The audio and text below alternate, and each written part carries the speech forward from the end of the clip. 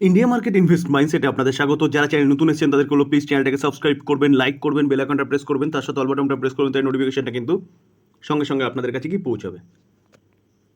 Sir আবারও আমরা breaking news নিয়ে চলে এসেছি, একটা নয় দুটো ব্রেকিং নিউজ, একটা মার্কেট রিলেটেড, আরেকটা কিন্তু ইন্ডিভিজুয়ালি স্টক রিলেটেড। তো প্রথম ফার্স্ট আমরা কভার করার চেষ্টা করবো মার্কেট রিলেটেড। দেখুন সাধারণত আমাদের মার্কেট ওপেন থাকে কখন? ওপেন থাকে হচ্ছে উইকের মধ্যে অনলি ফর 5 দিন। মন্ডেতে মার্কেট ওপেন হয়, তো মন্ডে থেকে একদম ফ্রাইডে পর্যন্ত মার্কেট চলে। এবার মাঝখানে যদি কোনো দিনও হলিডে থাকে সেদিন মার্কেট ক্লোজ থাকে। তো আর কি হয়, সাধারণত স্যাটারডে সানডে মার্কেট ক্লোজ থাকে। এবার মুহূর্ত ট্রেডিং এর দিন আমরা দেখেছি কোনো সময় স্যাটারডে বা সানডেতে মার্কেট ওপেন হয়েছে অনলি ফর মুহূর্ত ট্রেডিংয়ের জন্য। তো কিছুদিন আগে দেখেছিলাম আমরা কি 2 মার্চ স্যাটারডে মার্কেট ওপেন ছিল। দেখুন বিএসসি এবং এনএসসি কিন্তু ওপেন ছিল 2 March, special live trading session. এই স্যাটারডেতে যে ওপেন ছিল মার্কেট, সেটা কিন্তু দুটো পার্টে ওপেন হয়েছিল। একটা হচ্ছে 45 মিনিটের জন্যে, যেটা 9:15 থেকে 10টা পর্যন্ত করা হয়েছিল, এবং 11:30 থেকে 12:30 পর্যন্ত করা হয়েছিল। দুটো আলাদা ট্রেডিং লাইভ ট্রেডিং সেশন করা হয়েছিল। তো এটা করা হয়েছিল বলছিল কি ডিজাস্টার রিকভারির জন্য। তো হলো যে আমরা দেখেছিলাম 2 মার্চ, তার আগেও দেখেছিলাম যে সম্ভবত 19 জানুয়ারি সম্ভবত, যে এই ডিজাস্টার রিকভারির জন্যে ক্লোজ থাকবে স্যাটারডে। তারপরে সেটাকে ফুল ডে ক্লোজ করে দেওয়া হয়েছিল এবং রাম মন্দিরের উদ্বোধনের জন্যে সম্ভবত মন্ডেতে ক্লোজ ছিল। তো দেখেছিলাম। তো এখন কিন্তু আবার দেখা যাচ্ছে স্যাটারডেতে মার্কেট ওপেন থাকবে। তাহলে চলুন দেখে নিই কোন দিন বা কোন স্যাটারডেতে মার্কেট ওপেন থাকবে। দেখুন 18 মে, অর্থাৎ আজকে হচ্ছে 7 মে, 18 মে স্যাটারডে, সেইখানে কিন্তু লাইভ সেশন হবে। এটাও কিন্তু ডিজাস্টার বলছে রিকভারির জন্য। এটা কিন্তু অফিসিয়ালি নিউজ এনএসসি থেকে জানা গেছে যে 18 তারিখ মার্কেট ওপেন থাকবে স্যাটারডে।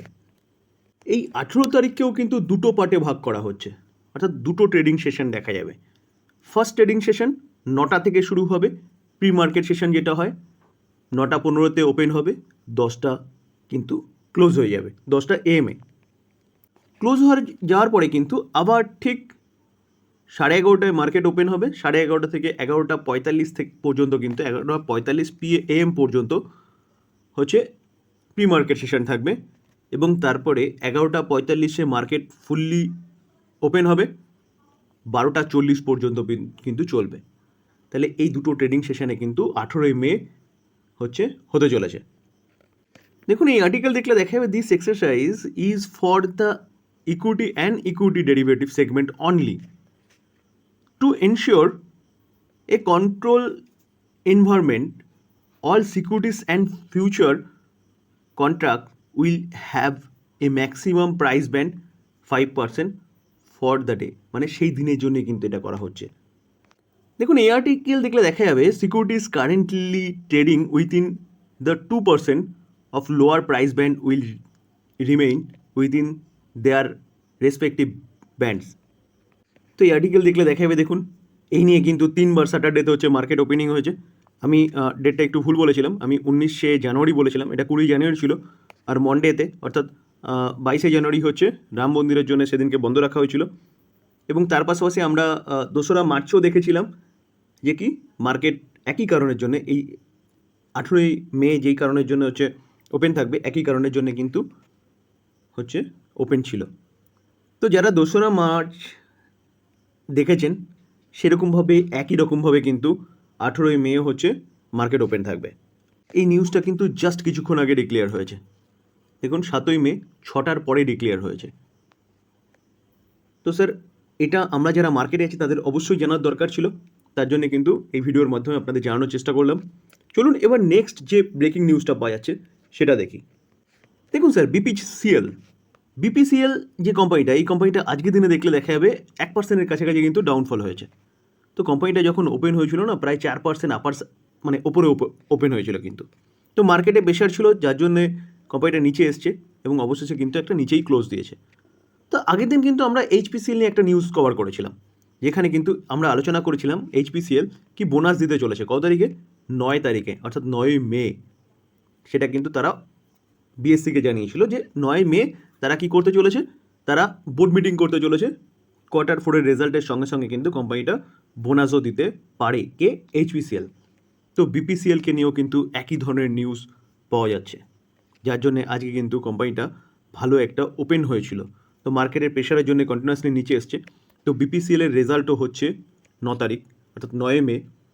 তো এই বিপিসিএলও কিন্তু সম্ভবত বোনাস বা ডিভিডেন্ড দিতে পারে, অর্থাৎ 9 মে যে বোর্ড মিটিং হবে সেই বোর্ড মিটিংয়ে কিন্তু বিপিসিএলও ডিসকাশন করবে বোনাস এবং ডিভিডেন্ড নিয়ে। চলুন আমরা যে পিডিএফটা ডাউনলোড করেছি বিএসসি থেকে সেটা একটু দেখে নিই, তাহলে ডিটেলসে আরও ভালো বুঝতে পারবো। দেখুন স্যার, আমরা পিডিএফটা ডাউনলোড করেছি, তারা বিএসসি এবং এনএসসিকে জানিয়েছে যে কি, যে তারা কত তারিখে, 9 তারিখে, দেখুন 9 মে তারা কিন্তু বোর্ড মিটিং করছে। কিসের জন্য তারা সেটাও জানিয়েছে যে notice of board meeting considering issue of bonus share. তো কোম্পানিটা কিন্তু বোনাস শেয়ারের জন্যে কী করতে চলেছে, বোর্ড মিটিং করতে চলেছে। শুধু তাই নয়, কোম্পানিটা কিন্তু ফাইনাল রেজাল্টও জানাতে চলেছে, অর্থাৎ সেই তারিখেই যে Q4 রেজাল্ট এই 9 মেই হচ্ছে আমরা জানতে পারবো। এবং তার পাশাপাশি কোম্পানিটা কিন্তু ফাইনাল ডিভিডেন্ডও দিতে পারে।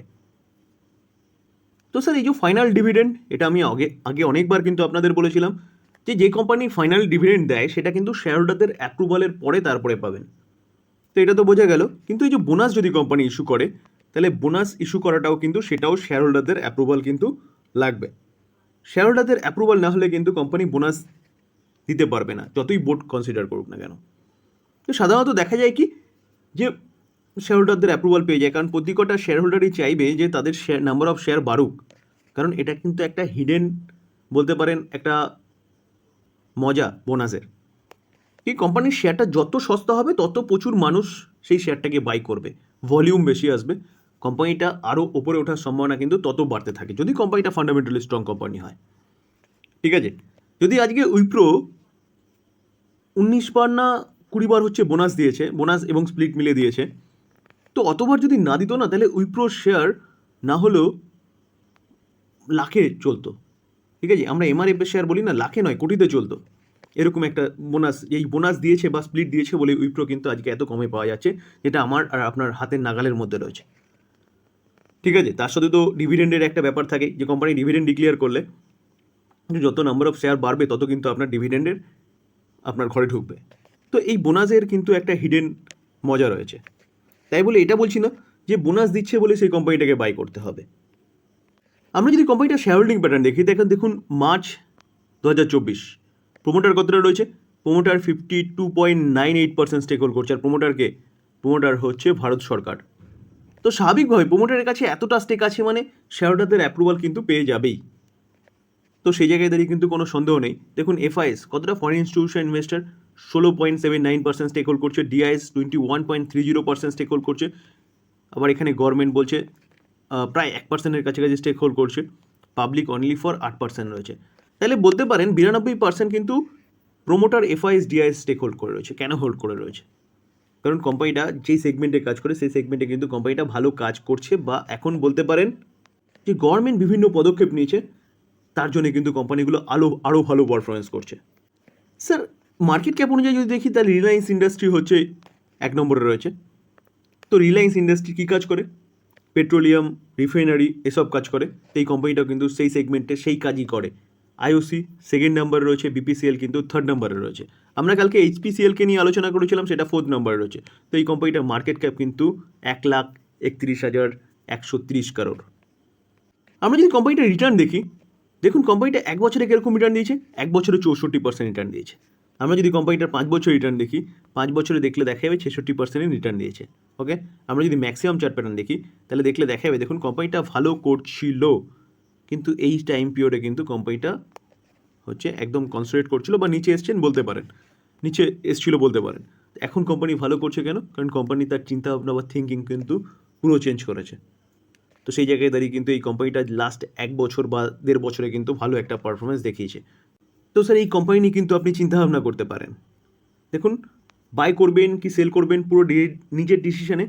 ভালো নিউজ পাওয়া যাচ্ছে, সেই নিউজটা কভার করলাম, কোম্পানি নিয়ে অ্যানালাইসিস করলাম। তো এবার পুরোপুরি আপনার ডিসিশন, এই অ্যানালাইসিস আপনাকে একটু হেল্প করবে। তো এই ছিল আলোচনা। যদি আলোচনা ভালো লাগে, যা চ্যানেল নতুন এসেছেন তাদেরগুলো প্লিজ চ্যানেলটাকে সাবস্ক্রাইব করবেন, লাইক করবেন, বেল আইকনটা প্রেস করবেন, তার সাথে অল বাটনটা প্রেস করবেন, তার নোটিফিকেশনটা কিন্তু সঙ্গে সঙ্গে আপনাদের কাছে গিয়ে পৌঁছাবে। থ্যাংক ইউ, ভালো থাকবেন।